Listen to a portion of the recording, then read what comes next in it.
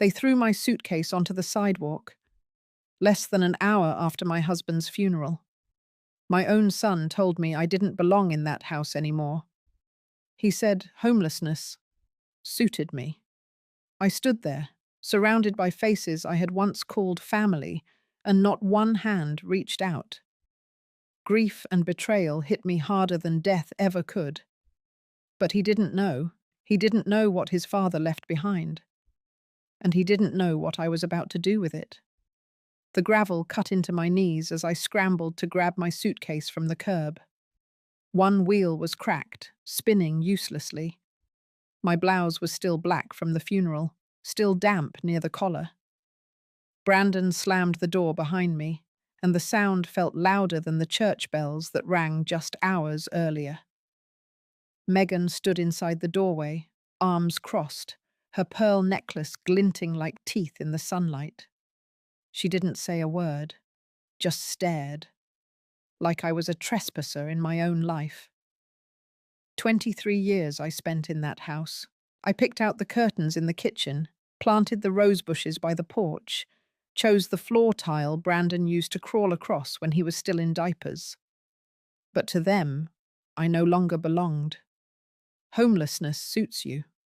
That's what Brandon said, right after the last guest from the service had gone. He didn't lower his voice. He wanted the neighbors to hear, maybe even Angela across the street, who stood frozen in her driveway with her camera still slung around her neck. I didn't cry. Not then. The tears would have felt like permission, and I wasn't about to give them that. They told me to take my things and go. No discussion, no shame. And if you think that's where the story ends, you're wrong. I want to thank those of you listening who've ever been pushed aside by the very people you raised or loved. If you've been made to feel invisible after a lifetime of sacrifice, I see you. Stay with me. Because what happened next? Well, let's just say they should have read the will. I left that house with nothing but 3 bags, my purse, and a pair of shoes that didn't fit right. The sun was too bright for a day like that. The kind of brightness that mocks you while your world is collapsing. I walked down the driveway, head high, heart trembling. Every step felt like walking off a cliff. But it wasn't just the grief. It was the humiliation. I wasn't just a widow. I was discarded. My car was parked on the street. I got in, locked the doors, and sat in silence for a full 5 minutes. My hands gripped the wheels so tight they cramped. The front gate closed behind me, and just like that, I no longer had a home.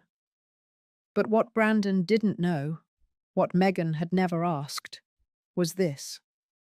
Henry left more behind than just a house. We had discussed everything years ago. After his second stroke, Henry sat me down and said, "Louise, they will come for this when I'm gone. You must be ready." At the time, I told him not to be so dramatic. "Brandon's not like that," I said. "He's your son." But Henry had looked me in the eye and said, "That boy has greed in his bones, and Megan knows how to feed it." So we made arrangements, quiet ones, legal ones, smart ones. I just hadn't expected to need them so soon. I drove to the one person who knew the full story, Clifford Hayes, our attorney for nearly 30 years, and Henry's best friend since college. He wasn't just the man who handled our estate. He was the man who warned Henry never to trust his own son with power. Clifford opened the door before I even knocked. He had seen the clip Angela had posted. I didn't know it then, but by the time I reached his front porch, the whole street had seen it too. He handed me a cup of coffee and sat me down. He didn't ask what happened. He already knew. "They've made their move," he said. "Now it's our turn." I nodded, still not crying, still not broken. He handed me an envelope, thick, sealed. Inside was a USB drive, a notarized statement, and a signed video from Henry, dated just 10 months ago. In it, Henry's voice was weaker, but steady. If you're watching this, Louise, it means I've gone. And if Brandon's pushed you out, that means he's shown you who he truly is. I know this hurts, but I also know you. You don't fall apart. You rebuild. That's why everything, all of it, is under your name, not his, not theirs, yours. The investments, the trust, the real estate, the business accounts, all $22 million. Clifford looked at me over the rim of his glasses. You ready to shake their world, Louise? I took a breath, held it, let it out slow. I'm not just ready, I said. I'm done being quiet. And that's when everything started to turn. I didn't go back to my motel that night. Clifford insisted I stay at his guest house until we figured out the next steps. I was too tired to argue and too numb to care. But by morning, I felt it. The sting, the sharp, cold realization that I no longer had a place in the very home I helped build. My toothbrush, my clothes, my wedding ring, still resting in a tray on my old dresser. Gone, or behind locked doors. That house. It didn't belong to me anymore. Not by key. Not by invitation. It wasn't just about the money. That part would come later. What cut deepest was the silence, the message beneath the action. I wasn't needed. I wasn't wanted. I was in the way. By noon, Brandon had already sent me an email, written like a corporate memo. It said I was not to return to the property unless legally escorted. It said I had vacated voluntarily. It said further contact would be considered harassment. Voluntarily. As if I had smiled and skipped my way out the front door. He CC'd Megan. She replied all, one sentence. Please remove her name from the insurance and utilities as soon as possible. They were moving fast. Faster than I thought. The paperwork was already shifting. The narrative was changing. And if I didn't act quickly, their version of events would become the official one. Clifford had warned me. He said, Louise, they'll use bureaucracy as a weapon. Not knives, not fists, but signatures. He was right. I spent the rest of that day in Clifford's study. No small talk, no television noise, just the sound of documents being reviewed, calls being placed, records being gathered. The trust had been airtight. Henry made sure of that. The assets were real. The accounts were active. The legal framework was solid. What we needed now was timing, strategy, and public clarity. And that's where Angela came in. Clifford called her personally. She had already posted the video of Brandon throwing me out. It had barely 300 views at the time, mostly neighbors. But Clifford had an idea. He asked Angela for the raw footage, not to edit, not to dramatize, just to keep it clean and intact. He knew something I didn't. The security camera installed on our porch, the one Brandon often joked was just for show, had also been recording. And when Clifford obtained that feed from the security company, the angles matched Angela's almost perfectly. 2 points of view, same truth. We now had legal power and social proof. But that didn't change the ache in my chest. That night, I sat on the edge of Clifford's guest bed, staring at my suitcase. My clothes were wrinkled, my shoes still dusty from the driveway. I reached into the pocket of my coat and pulled out the last letter Henry had written me. It was dated 2 weeks before he passed. Lou, if they turn on you, don't fight back in anger. Use your silence as a shield. And when the time comes, use your name. Because that's the part they can't steal. Love, H. That sentence stuck in my head. Use your name. I realized what he meant the next morning. Clifford handed me a document that named me not just as beneficiary, but as trustee, managing director, and signatory of every major asset Henry had once owned. The business, the properties, the funds, not just mine to hold, but mine to decide. They hadn't just failed to claim what they wanted, they had removed themselves entirely. But I wasn't ready to play offense yet. Not just because I was tired, not because I was afraid, but because I needed them to feel the quiet. Let them think I was gone. Let them plan. Let them spend. Let them underestimate. Because while they drew up their strategy to erase me, I was about to show them what erasure truly looked like. By late afternoon, I watched the footage Angela sent over. She had recorded every minute of that moment on the porch. Brandon's hand pushing me. Megan's voice saying I was irrelevant. The suitcase tumbling down the steps. It didn't feel like watching myself. It felt like watching someone else, a stranger who had lost everything in under 5 minutes. But I knew who that woman was. She was me 2 days ago, and she was me now. But the second version, the one sitting here, she wasn't going to let it end that way. Brandon had already started calling Henry's old contacts. Business partners, bankers, family friends.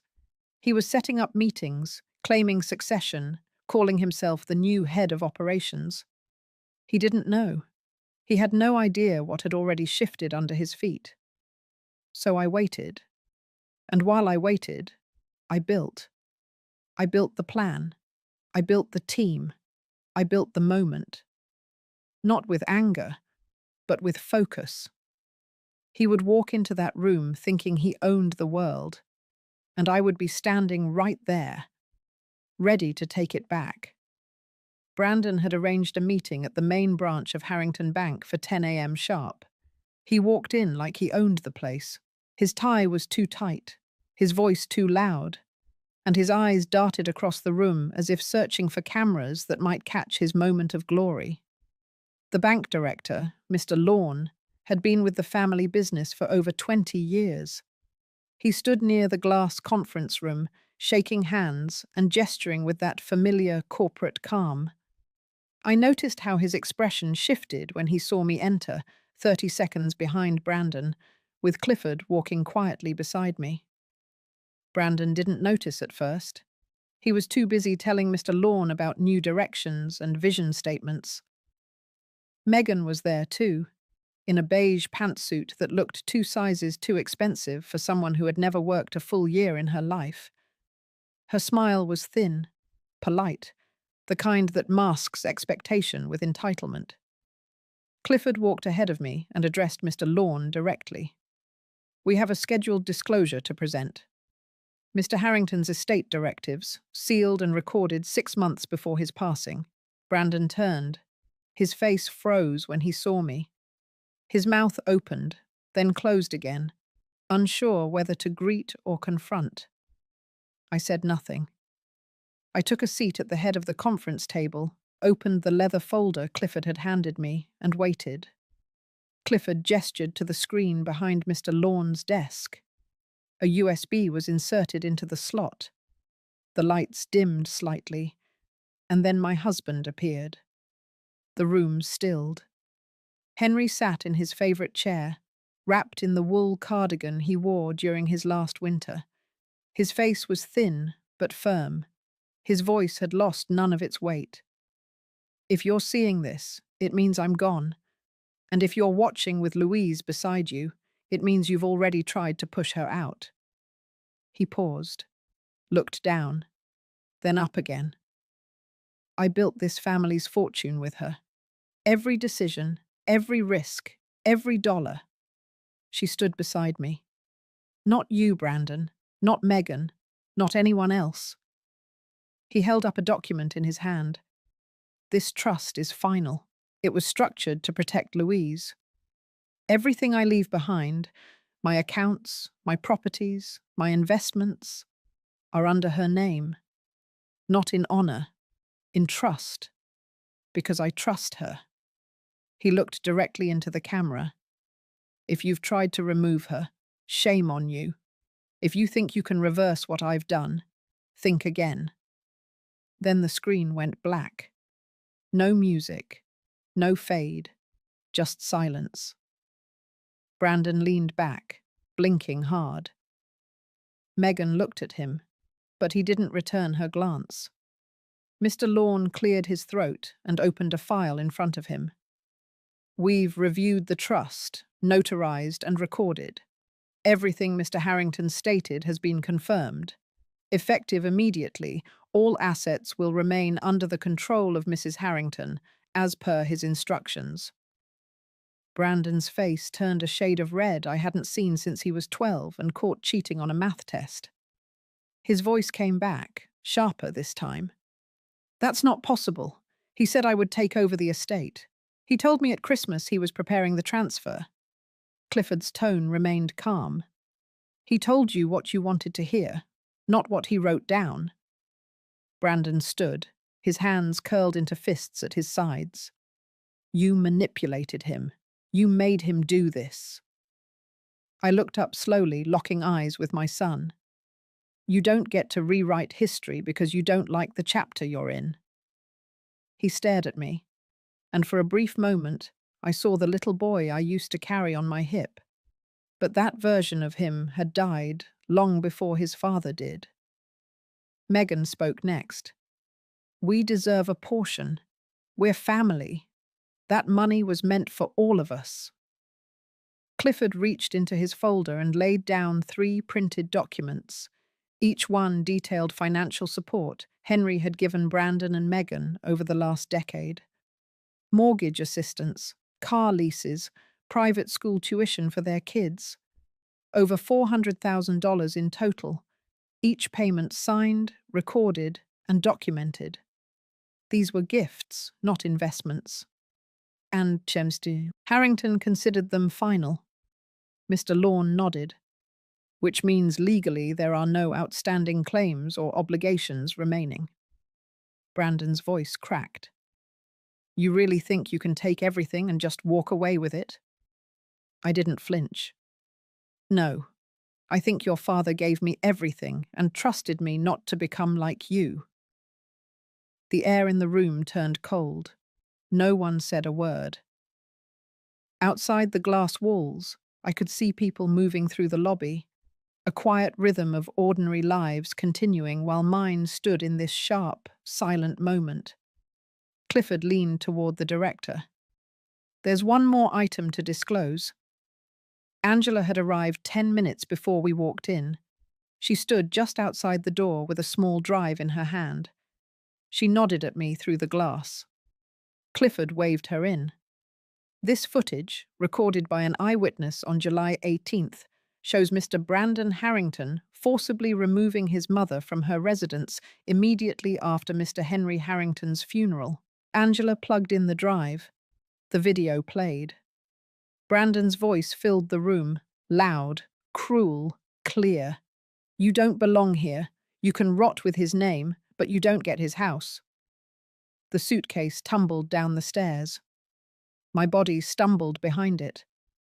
Megan's voice came next. She can sleep in her car like the rest of them. The video ended. Angela left the room as silently as she had entered. Brandon stood motionless. Megan looked down at her shoes. Mr. Lorne's eyes did not leave the screen. Clifford took one final folder from his briefcase and handed it to me. You hold the authority now, Louise. What happens next is your decision. I stood slowly, picked up the folder, closed it, tucked it under my arm. Then I turned to Brandon and Megan. My voice did not shake. Leave now. Leave this bank. Leave this city if you must. But understand something. The name Harrington no longer protects you, and the silence you gave me that day, I'm returning it now. Neither of them moved. Clifford gestured toward the door. It's done. Brandon finally stepped back. Megan followed. They left without another word. I stayed in that room a moment longer, not triumphant, not satisfied, just still. And when I walked out, the sun felt different. Not warmer, but clearer. The part of me they tried to bury had just stood up and walked out on its own 2 feet. By the time Brandon and Megan stepped out of that glass conference room, the world had already begun shifting beneath their feet. They didn't know it yet. They still believed the battle had ended inside that room, that they could lick their wounds in private and bounce back with some damage control and good PR. They were wrong. Angela's video didn't just exist in a drive anymore. That afternoon, she posted it to her platform. The unedited, full-resolution recording with the caption, "After her husband's funeral, they kicked her to the street. Here's what happened next." By nightfall, it had over 40,000 views. By morning, it passed 200,000. I didn't ask her to do that. I hadn't planned for it to go public. But once it did, I didn't stop her either.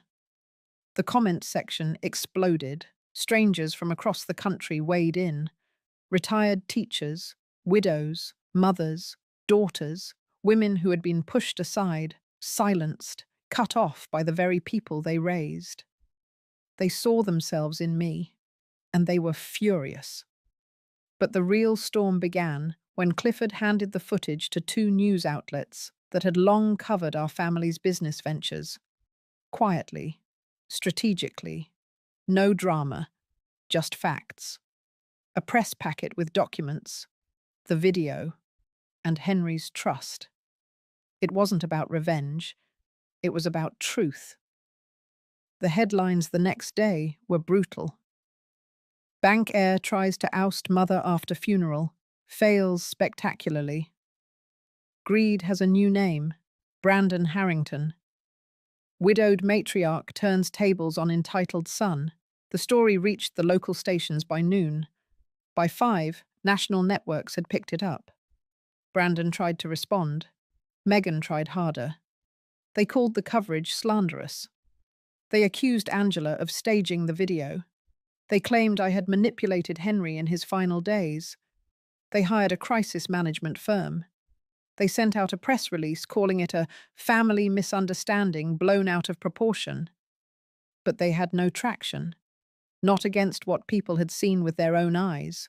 Not against Henry's recorded will.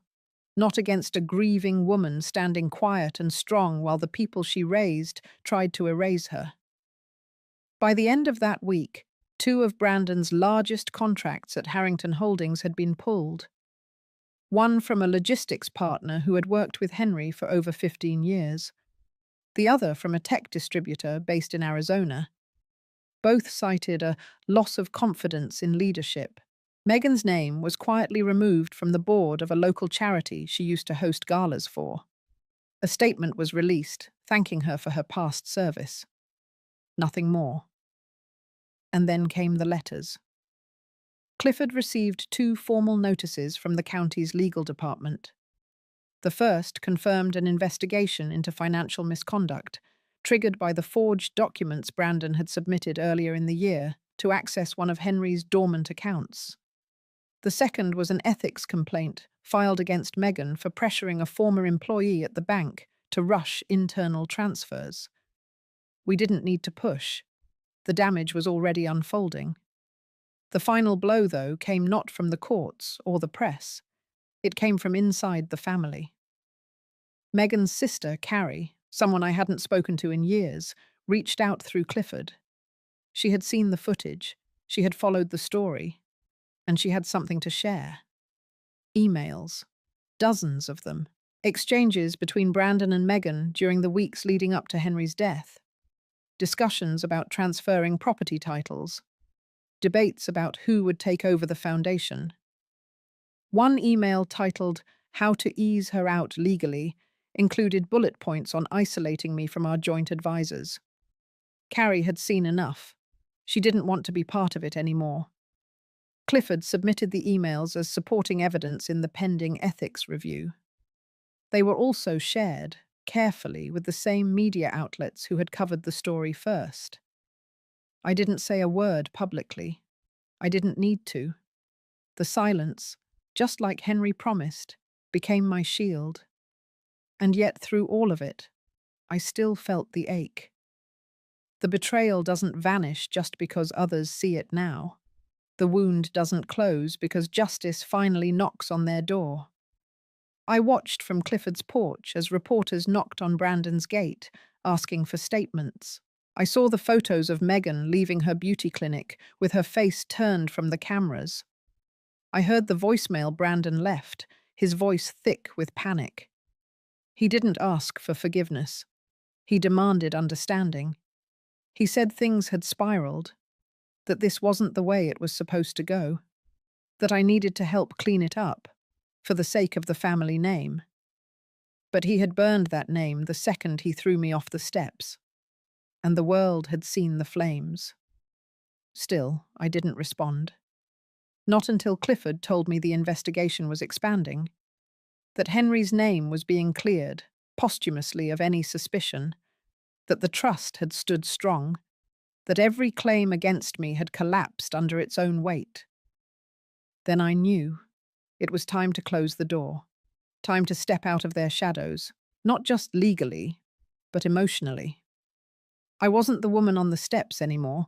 I wasn't the wife who stood behind a successful man. I wasn't the mother begging to be heard. I was the Harrington who remained. Brandon requested the meeting through Clifford. He didn't demand it. He didn't threaten. He simply asked, and Clifford left it up to me. I didn't answer right away. I needed a few days, not to decide whether I would see him, but to make sure I wouldn't walk into that room with heat still clinging to my chest. I didn't want revenge. Not now. What I wanted was clarity. Clarity has no room for anger, so I agreed. One afternoon, 1 hour, one final conversation, no cameras, no advisors, no press, just mother and son. Clifford arranged the meeting at his office, neutral ground. His assistant stayed in the front room, no interruptions, no recording, no need for more documentation. What was said would remain between us. I arrived 5 minutes early. Brandon was already sitting inside, alone, slouched in one of the chairs like he had been waiting much longer. He didn't look like himself. His skin was drawn, eyes shadowed. The smooth confidence that used to live in his voice was gone. What remained was brittle, edges showing. He didn't stand when I entered. I didn't expect him to. I took the chair across from him. The space between us felt larger than the room. For a moment, neither of us spoke. The silence didn't feel awkward. It felt earned. He broke it first. I didn't think it would get this far. I looked at him, not with sympathy, just attention. He shifted in his seat, fingers twitching against the edge of the table. You have to believe me. This wasn't meant to happen like that. Things got out of hand. I was angry. I felt like everything was slipping away, and I held up my hand, just enough to stop the sentence. I didn't want explanations. I didn't come for excuses. He understood. Or maybe he just remembered who I was. The way we left things, he said, it wasn't fair. I asked him to clarify. He said, I was grieving. You were grieving. And we reacted poorly. Reacted, like pushing your mother out of her house is a natural emotional reflex. Like changing the locks and sending legal threats is just how people process loss. I didn't reply. He tried again. I know I crossed a line, but you didn't have to make it so public. That was the part that stung him. Not the loss of inheritance, not the legal defeat, but the humiliation, the exposure. I leaned forward, folded my hands on the table. You burned the bridge. I just stood on the other side and watched. He looked down. I loved Dad, he said. You know that. I don't doubt you did, I said. But you loved what he gave you more. That landed. He flinched barely. But it was there. I continued. You didn't fight me because you were mourning. You fought me because you wanted control. And you lost it. He nodded slowly. For the first time, there was no protest. I looked at him for a long moment. There was a time I thought you might be better than this, that maybe you had your father's spine and my restraint. But somewhere along the way, you decided having less than everything meant you had nothing. And so you took aim at the one person who would have stood between you and the world. He exhaled through his nose, quiet. I could see the weight setting in, maybe for the first time. I stood. He stayed seated. Before I left, I spoke one last time. I don't hate you, Brandon. That would imply you still have a place in me. But I don't owe you love, and I certainly don't owe you peace. He swallowed hard. His lips parted, but nothing came out. I turned toward the door. As I reached for the handle, he said my name. Not Mum. Not Mother. Just Louise. I paused. He said, I'm sorry. I didn't turn around. Apologies, when spoken too late, become something else. They're not bridges, they're tombstones. I walked out, leaving the silence behind me. On the sidewalk outside Clifford's office, I paused to breathe. The air was sharp, clean, like winter had arrived early, the kind of cold that doesn't bite, but clears. I had thought for so long that confrontation meant closure, but it didn't. Closure wasn't something Brandon could give me. Closure was something I gave myself the moment I stopped waiting for him to change. I didn't cry. I didn't smile either. I just stood still. For the first time in weeks, the ground felt solid beneath my feet. I moved back into the house in late September. The air smelled different by then, cooler, calmer. The rose bushes I had planted 20 years ago had dropped their last bloom for the season. I walked past them and brushed the tips with my fingers. No one had trimmed them since I left. They had grown wild, but not dead. It took me exactly 12 minutes to walk through the house in full silence. No voices, no chairs out of place, no Megan perfume lingering in the upstairs hallway, no Brandon's laptop open on the dining table. I stopped in the kitchen and ran my hand across the counter.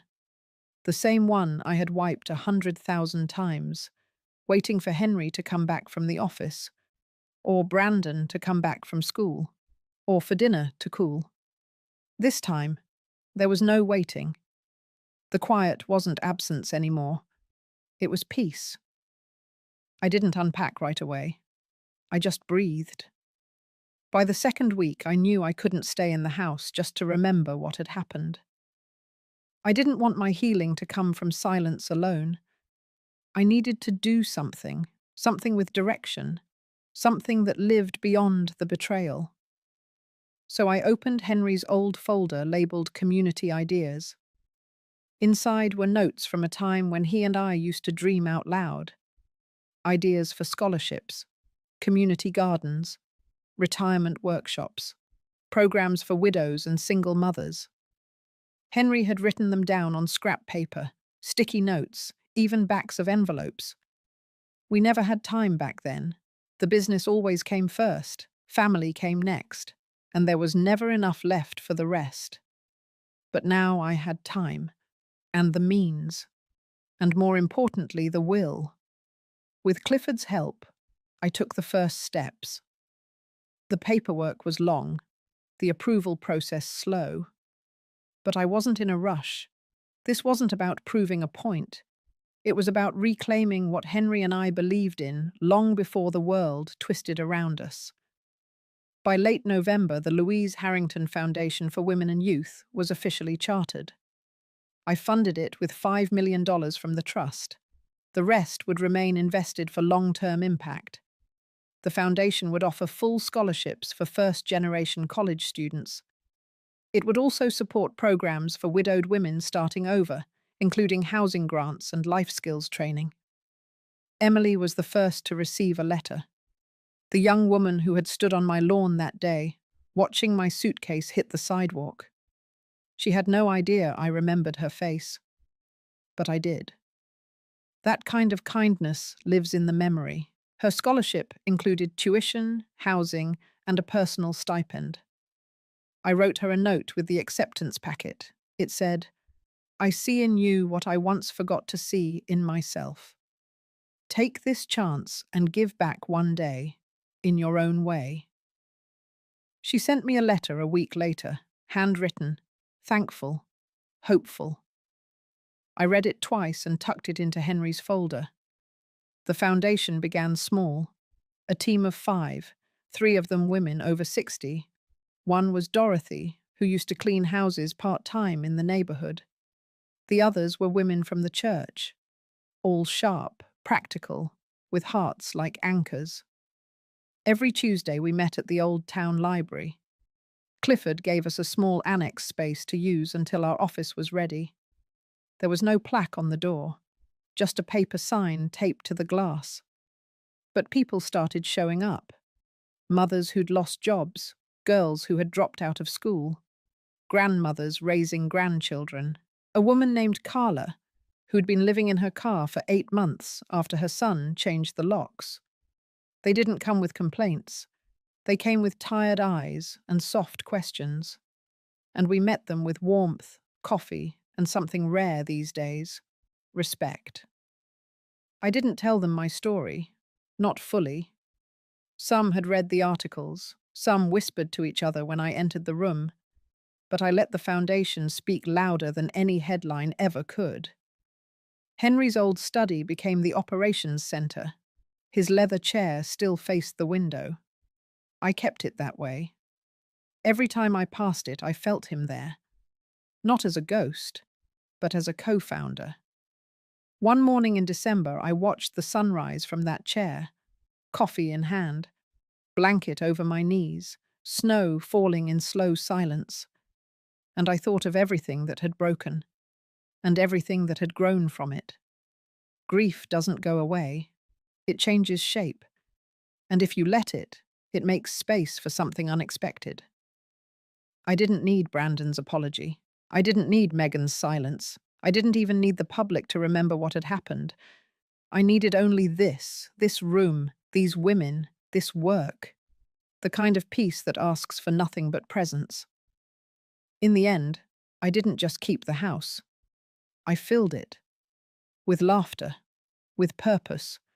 With people who chose to stay without being paid to. The kitchen now smells of baked bread again. The hallway holds echoes of new voices. And my name, once treated like a burden, now sits on every grant letter sent out with dignity. I am Louise Harrington, widow, mother, betrayed. But more than all of that, I am a woman who stood still when the storm came, and waited until it passed. And when it did, I built something worth staying for. The first winter after Henry passed was quiet in a way I hadn't known before. Not the uncomfortable kind of quiet. Not the silence of being alone or ignored. This was something else. It was the kind that sat with you like an old friend, the kind that let you hear your own thoughts without judgment. Each morning, I brewed coffee in the same pot Henry had used for years. It made 2 cups. I still made both. One for me, one that stayed untouched. I wasn't keeping up appearances. I wasn't pretending he'd walk into the room. It just felt right. The house, despite its stillness, felt full, not with people, with memory. There was a softness to it now, a gentleness I hadn't felt when Brandon and Megan were inside, slamming doors, speaking in short sentences, always taking up more space than their presence deserved. Now the house breathed, and in that breath, Henry was everywhere. His coat still hung by the door. His favorite pen sat in the kitchen drawer, the ink likely dried by now, but I couldn't throw it out. The chair by the fireplace still held his old throw blanket. It smelled faintly of cedar, and the aftershave he wore the winter before he left. One evening, I opened the closet in our bedroom. I had left it untouched since the funeral. Inside were rows of his button-downs, his winter coats, and tucked in the back, the navy blue suit he wore on our 25th anniversary. I took it out, ran my fingers along the sleeve. That night, I slept in our bed for the first time since everything happened. I didn't cry. I thought I might. But the tears had done their work weeks ago. This was different. This was an exhale. The next morning, I found a letter Henry had tucked inside one of his books. Not in an envelope, just folded once and placed between the pages of a biography he had been reading before the strokes began. Lou, if you're reading this, then I didn't get the chance to say everything I wanted. We built a life that mattered. It wasn't perfect, but it was honest. And what matters most now is that you remember how strong you are. They will forget what we did for them. That's how it works. But you must not forget who you are. You are the steady one. You are the anchor. You are the reason it all held together for as long as it did. Love, H. I read it twice, then again. Then I placed it in the desk drawer in his study, along with the note from Emily and the first proposal for the foundation. Pieces of past, present, and future, all in one place. I started walking every afternoon. The neighborhood had changed. New families, new cars in driveways. But the sidewalks remembered me. So did the older trees that arched over the roads like guardians. Mrs. Lawrence from 2 houses down stopped me one day. She had seen the story. She didn't say much, just took my hand in both of hers and nodded. That was enough. Later that week, Reverend Paul came by with a tin of lemon cookies and an old photo album from the church archives. Inside were pictures of Henry and me from the early years, fundraisers, potlucks, a picture of us under the oak tree behind the church, arms linked, eyes closed as he kissed my forehead. I had forgotten that moment. Seeing it again was like walking into a room I thought had been locked. We sat at the kitchen table. He talked. I listened. Then I talked, and he listened better. He said healing does not always look like victory. Sometimes it looks like repetition, like showing up for yourself every day, even when no one else does. He was right. The foundation grew slowly, applications increased. Our first small grant was awarded to a local woman starting a catering business after her husband left. Her name was Teresa. She came into the office with her toddler on one hip and a folder full of recipes in the other. She cried when we approved her. Then I cried too, because that was the point of it all. Not headlines, not vindication, just that quiet exchange.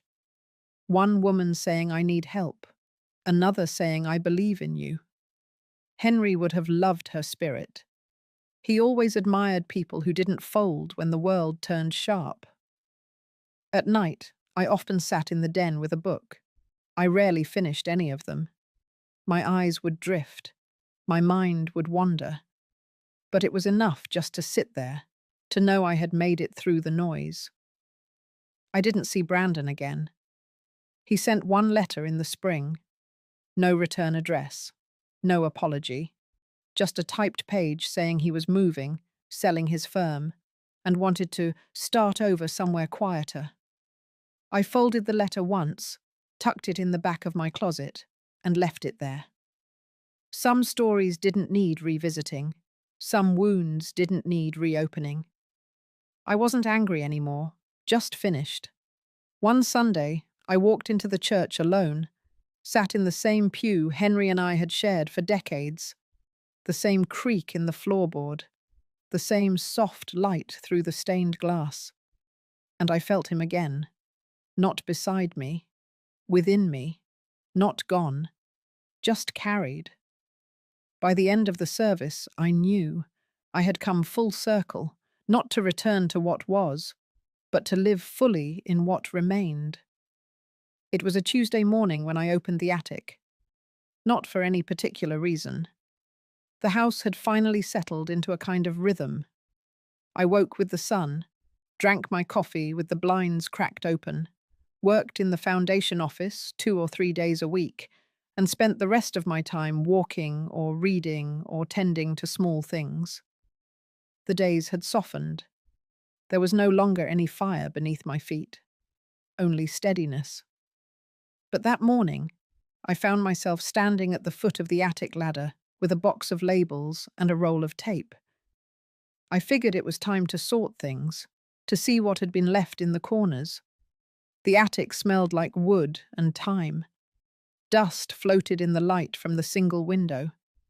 I hadn't been up there since before Henry's second stroke. I walked past the old chairs, the Christmas boxes, the suitcases with frayed handles. In the far corner, beneath a canvas dropcloth, I saw a set of filing cabinets. They had Henry's handwriting on the tabs. One read, "Taxes." One said, "Contracts." The third, smaller and slightly rusted, had a label that stopped me cold. "Legacy Notes." I pulled the drawer open. Inside were journals, not the kind you write in every day.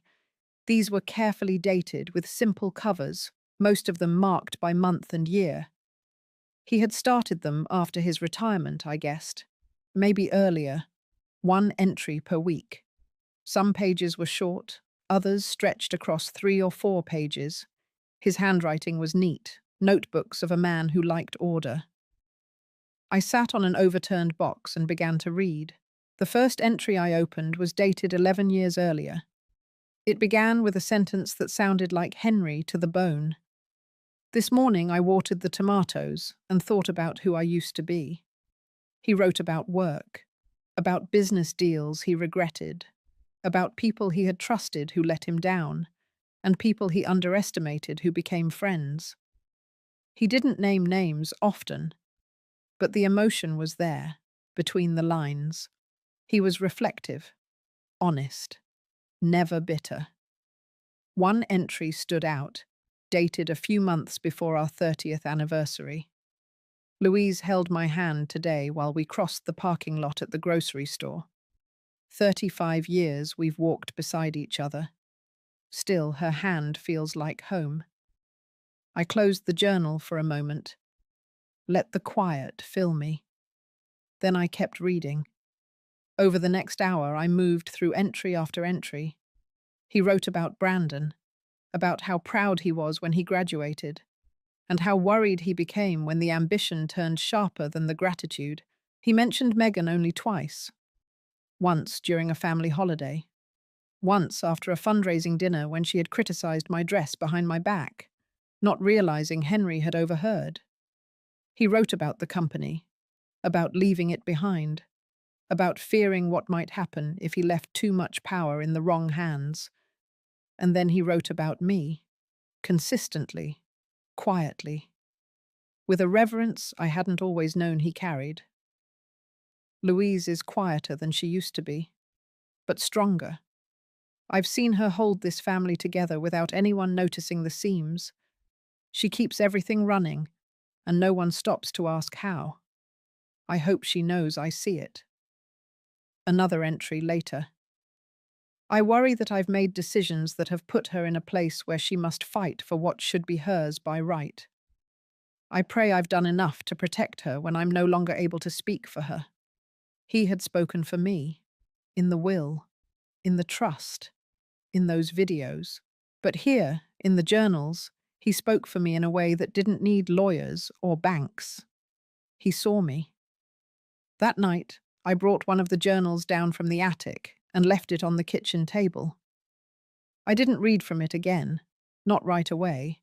Just knowing it was there, beside my coffee cup, beside the stack of application for the next round of grants, was enough. Over the next week, I sorted the rest of the boxes. I found photos I had forgotten, receipts from trips we took when we were younger, birthday cards from Brandon as a child, letters from Henry's mother, all of it carefully kept. quietly preserved. But it was the journals that stayed with me, not just because of what they said, but because of what they proved. Henry had been preparing for the end, not just in the legal ways, not just in protecting me from the fallout of our son's hunger for power. He had been preparing in the quietest, most profound way possible, by recording memory, by passing on perspective. It reminded me of the kind of man he had always been at his best: focused, private, devoted, not always expressive, but deeply rooted. One afternoon, I placed a call to the foundation team. I asked them to come by for tea and a small meeting. 5 of us sat in the living room that Friday, with lemon scones and mugs of chamomile. I shared the journals, not the entries, just the idea that Henry had written through his final decade, that he had documented the struggles and triumphs, that he had thought about legacy not in terms of assets, but in terms of values. We agreed to start a new initiative, a writing project, a program to help widowed women and first-generation college students write their own legacy journals, not to leave behind money or titles, but to leave behind truth. It would begin next spring. Volunteers were already lining up to teach the workshops. Emily offered to coordinate the student participants. Dorothy here had a niece who worked as a writing coach. We would build it slowly, but it would come. Henry's legacy would not be a courtroom victory. It would be this: a space for others to say what mattered, before they no longer could. As winter deepened, I found myself sitting in the study more often, reading his words and writing my own. Not because I feared the end, but because I had finally remembered that what we leave behind is not carved in stone or written in ink. It is carried by those who still walk and still remember. By the first week of February, the ground was still hard with frost, but the air had begun to shift. It wasn't spring yet, but winter was loosening its grip. That kind of quiet change, the kind you only notice if you've been still long enough to hear it, was exactly what I felt happening around me. The news had calmed. The stories faded from the front pages. The anger from strangers gave way to silence again, not because people forgot, but because they had moved on. And that was fine. That was good. It meant life kept going. Inside the foundation office, we were busier than ever. The first round of grants had gone out. Emily's writing workshops were set to begin. A small group of women in their 50s and 60s gathered every Wednesday to start their own legacy journals, just like Henry's. They wrote about growing up poor, raising children who forgot them, surviving marriages that chipped away at their names. They wrote about small joys, too: lemon pie recipes passed down, favorite books read in the dark, a neighbor who once lent them soup when they had nothing. None of it was for show. They weren't trying to impress anyone. It was just the act of naming what had been lived, of honoring it. One morning, Dorothy handed me an envelope. No stamp, no return address. She said someone had slipped it through the mail slot before we opened. Inside was a note, typed, signed only with the letter B. It said, "I have nothing left. They sold everything that wasn't nailed down. Megan is gone. She took what little was in her name and moved out 2 weeks ago. I don't blame her. I was never enough for her unless I was winning." There was more. Lines about Henry, about regret, about watching the interviews back and not recognizing his own voice. I folded the letter, placed it in the drawer beside the one he had sent last year, the same drawer I used for things I didn't need to respond to, but also couldn't throw away. That was the last I heard from him. What happens to men like Brandon when the performance ends and the stage is taken down is not something I spend time thinking about anymore. Whatever guilt or reckoning remains is his to carry. I had let go of it long ago. What mattered more now was what had stayed. One afternoon, I walked out to the community garden we had built behind the foundation's new space. A half-acre donated by the city, raised beds, cold frames. Volunteers gathered each week to prep for spring planting. There were 2 benches placed along the edge. I sat on one and watched a group of teenagers from the local high school turning the soil, laughing, joking. One of them had music playing quietly from his phone, a song I didn't recognize. A few feet away, Teresa, the woman we had helped with the catering grant, was handing out warm bread wrapped in foil. Her toddler stood beside her, tugging on her coat sleeve. She caught my eye and waved. Later that evening, I sat by the fireplace at home and opened Henry's journal again. Just one page. He had written, "Some things break and stay broken, but others break open, so something better can grow." I think Louise understands that more than I do. I read the line 3 times. Outside, snow began to fall. Not the thick kind that covers the world in silence. Just soft flurries, brushing across the windows, tapping lightly like they didn't want to interrupt. A week later, the city invited the foundation to an event honoring local contributions. Nothing formal, just a gathering of small non-profits, donors, teachers, and volunteers. When I walked in, I didn't expect anything more than a few handshakes and polite conversations. But there, near the front, was a small table with our foundation's logo printed across a cloth banner. And in the center, a framed quote in gold lettering. It read, "You are the reason it held together as long as it did." It was one of Henry's lines from the journal. I stood still for a long moment. The sound of the room faded. My eyes stayed on those words, not because they were mine, but because they were true. After the speeches, a woman approached me. She looked to be in her 40s, well-dressed, tired eyes. She said she had read about me months ago, that she kept the article in her kitchen drawer, that it gave her the courage to leave a house where her name was never spoken with kindness. She thanked me. Then she walked away. That night, I lay in bed and thought of the garden, the women writing their journals, the girls applying for college, the small acts building into something too large to measure. Henry would not have needed applause. He never cared for ceremony, but he would have liked this. The quiet proof that legacy doesn't live in noise. It lives in roots, in gestures, in spaces held open for someone else to step into. The house no longer felt like a place I was protecting. It felt like a place that had done its job, a vessel, a memory made solid, and now it was giving again. I looked around at the walls, the photos, the books, and I whispered one sentence into the dark. "You didn't just leave me a name, Henry. You left me the strength to use it well." By mid-March, the frost had thinned. One afternoon, I stepped onto the porch and saw the first sign of bloom in the planter near the stairs. Daffodils, stubborn little things. They had pushed through the cold, the dry, the hard, and they stood there now like they had always known they would make it. That morning, I had eaten breakfast alone. Same as most mornings, I no longer minded it. I cooked a single egg, brewed my coffee slow, let the radio play soft jazz in the background. The silence no longer felt like emptiness, it felt like mine. There were days I didn't speak to anyone until late afternoon. The office was mostly run by the team now.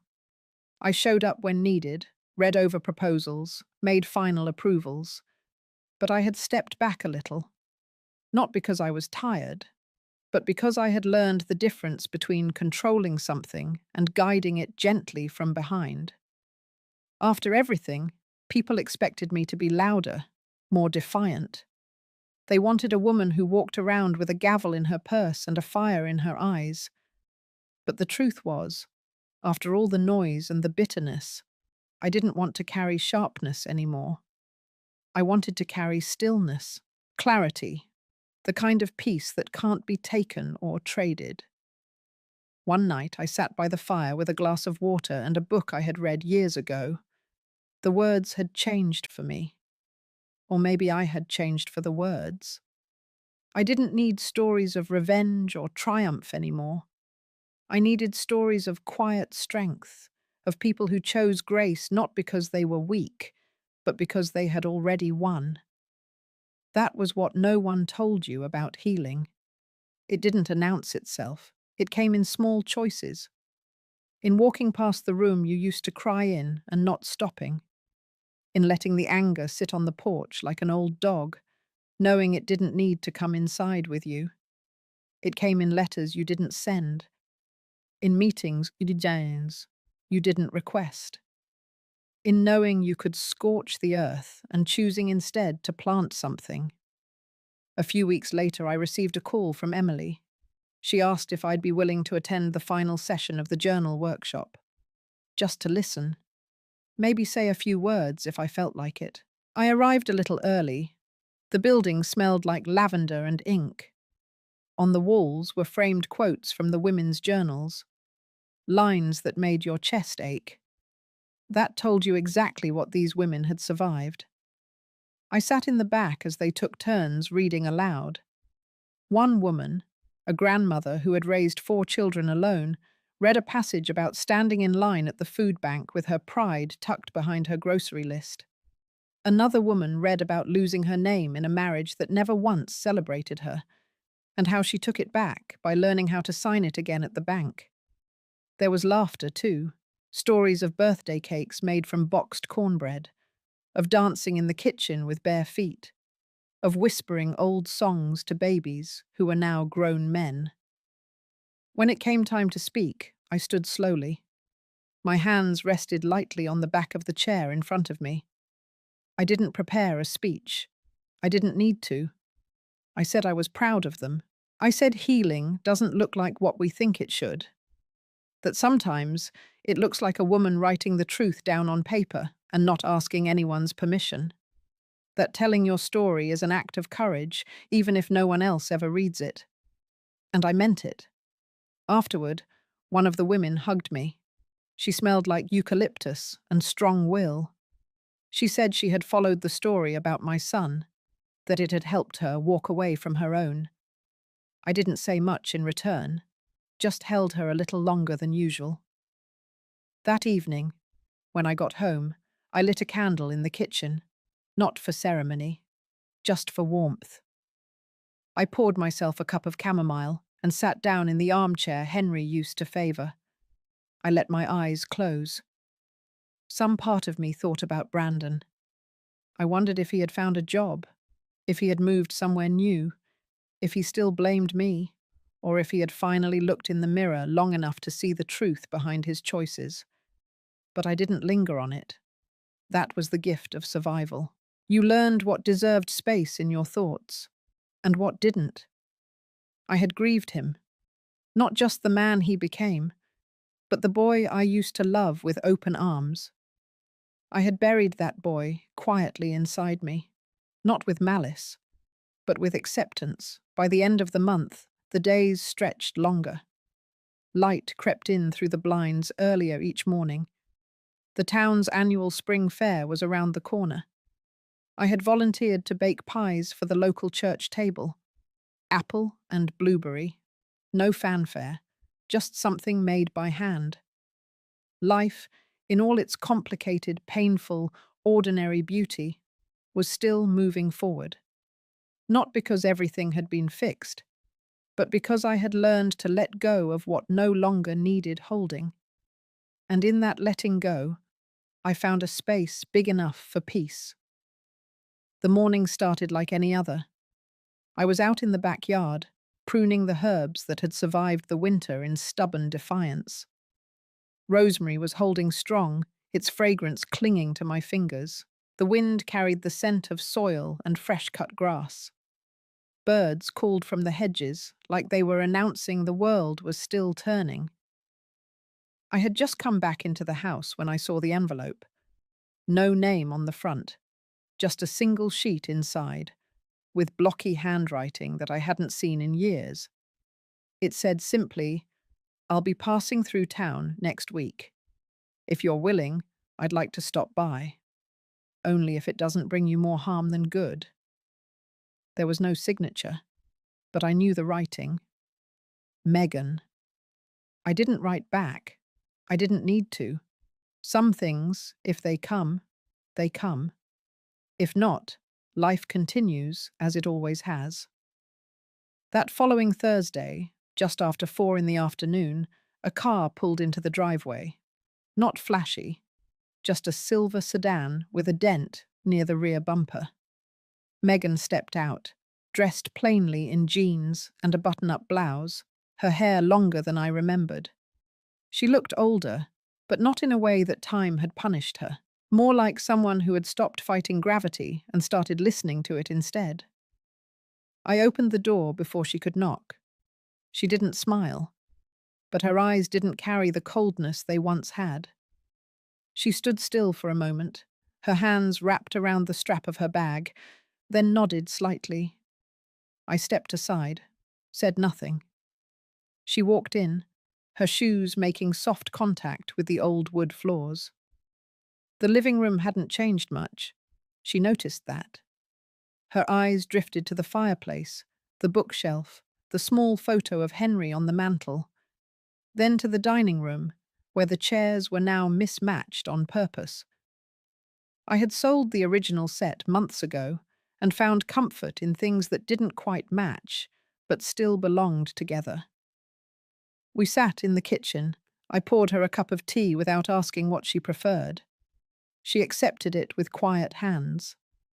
She began softly, said she was living in Reno now, working part-time at a community center, said she was sorry for how things unfolded, that she hadn't known how deep the rot had gone, that sometimes you don't realize you've been complicit until you're standing in the ash of what you helped build. I didn't interrupt. I let her speak. She wasn't asking for forgiveness. She wasn't expecting reconciliation. She was just laying it down. She said she didn't stay long after everything came crashing down, that once the money dried up and the interviews stopped, Brandon had fallen into something quiet and dangerous, drinking more, blaming everyone, lashing out in the way cowards do, by isolating and then pretending they're the victim. She left when she realized the silence in the house had become heavier than the noise ever was. I nodded. That much I had suspected. Then she reached into her bag and pulled out a journal. Worn edges, marked pages. She placed it on the table between us like it was something sacred. It was Henry's, the one he used to keep in his study, the one I had thought lost when they cleared out his things. I lifted it gently, ran my fingers across the leather. I didn't cry. I didn't speak.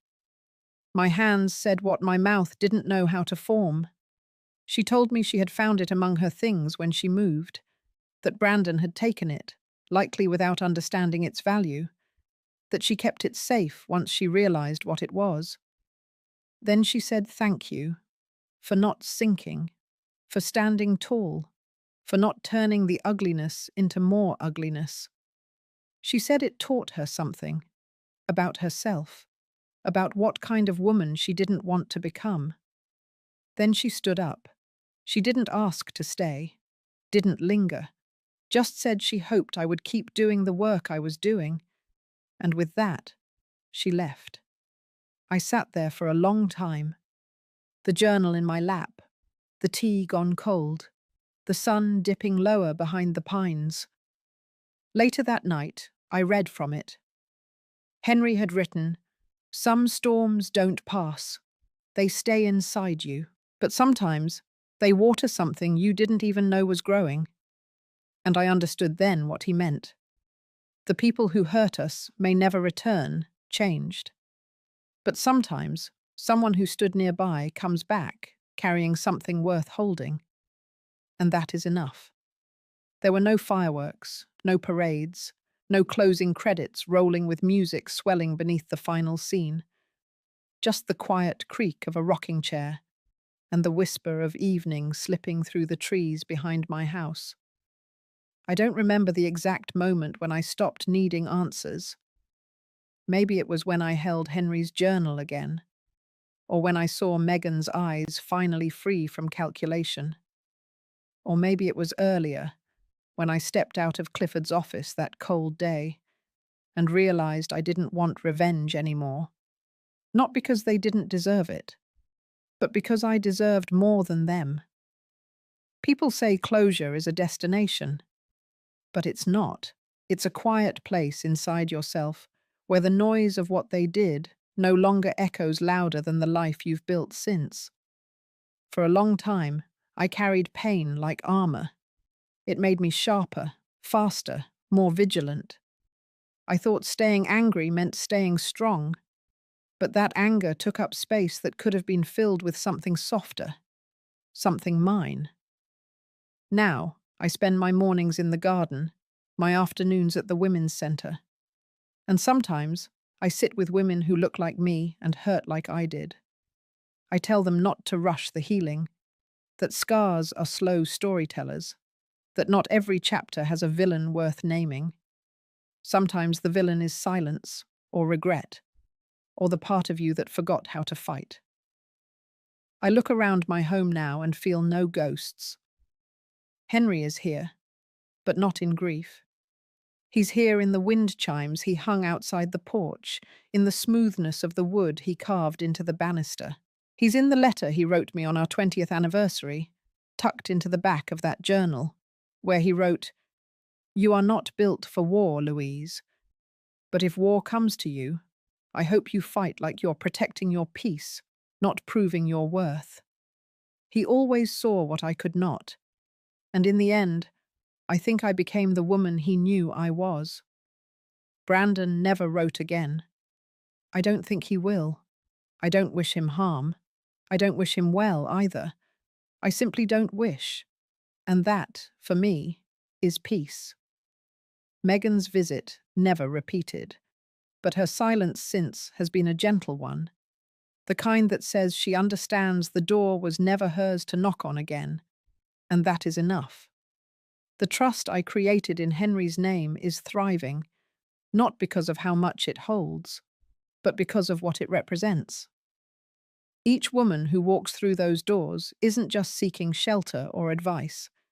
She's looking for a mirror, something that says, "You're not crazy, you're not broken, you're just bruised." And bruises fade. I think about that a lot now. The fading. How anger once pulsed through me like blood, hot and constant. And now?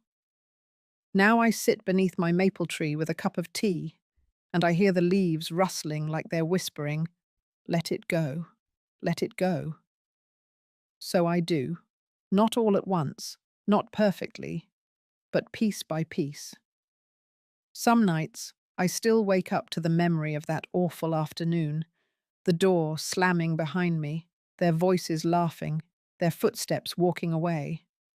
But it doesn't hold the same weight anymore. That memory is just a stone at the bottom of a river. It doesn't stop the current. It just rests there, still and powerless. I didn't win, not in the way some people think winning looks like. I didn't get an apology parade. I didn't walk away with a trophy or a headline. I walked away standing tall. And sometimes that's the most a woman like me can hope for.